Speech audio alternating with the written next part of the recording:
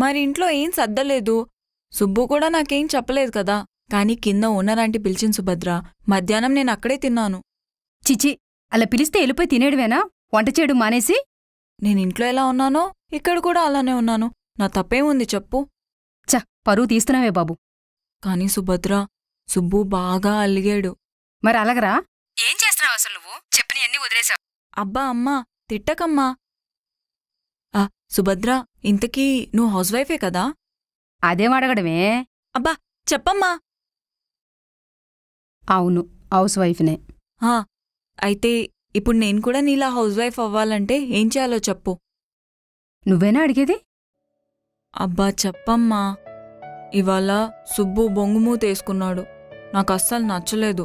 చెప్పు, నేను చేస్తాను. సరే విను. సుభద్ర చెప్పింది పొద్దున్నే 6ంటికి లేవాలని. ఇప్పుడు